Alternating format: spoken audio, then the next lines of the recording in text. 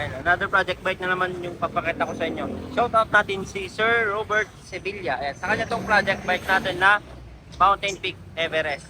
Ayan, nung pagkadating sa Mountain Peak Everest natin, nag-down payment na agad siya para ma-reserve tong frame natin. Siya rin yung last na nabildan natin ng frame natin.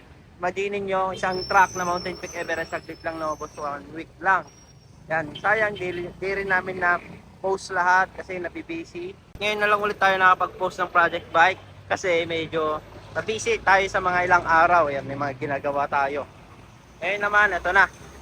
Buti nga nagawa pa natin ito ng video kasi nag-walk-in si client kahapon.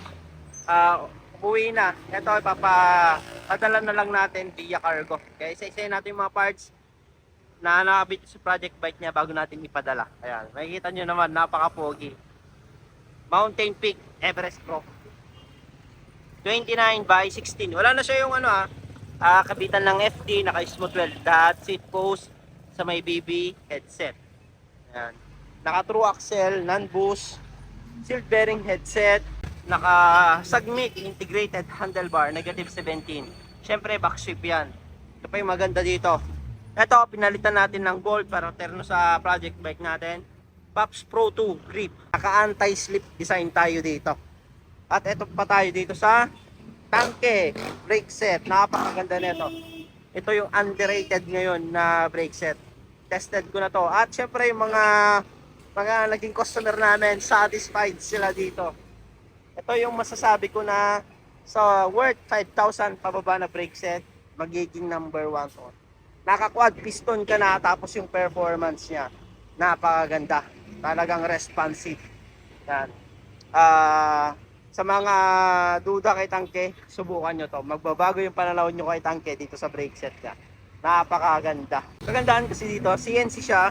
Meron pa siyang gold bolts. Ayan o, yung mga bolt niya. Naka-securitize na shifter.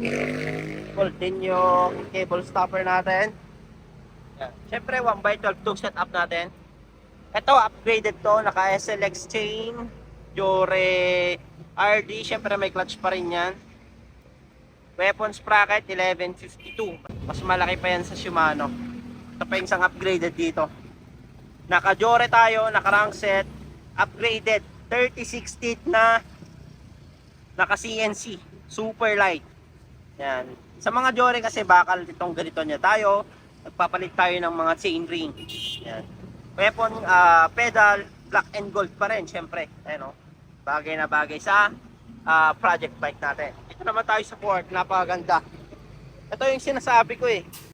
Kaya nagiging trending ngayon yung gold. Ayan, pati si Mountain Peak naglabas na rin ng gold. Ayan. Sa Tangke, meron na rin silang gold. Tignan nyo naman, bagay na bagay. Ang ganda. Naka manual lockout. Lagay niya ng hangin. 120 yung travel niya. Ganda. Ang pinili ni sir, meron siyang lower rebound adjuster kasi magte-trail daw siya. Yan. Naka Maxxis Recon Race, Aerowick, trim, tubeless ready, Pops Pro spoke, Pops Pro 3 hubs, Sagmic rotor, floating, at syempre yung caliper natin ng Tangke, napakaganda. Yan. Quad piston yan, quad piston, gold bolts. Ito tayo sa buwan niya, Velo. At syempre, seat post din na Sagmic. May gold pa rin yan, syempre. Yan. So, ayan yung kabuuan ng project bike natin. Padala natin ngayon. Syempre, di mawala yung sound check yan.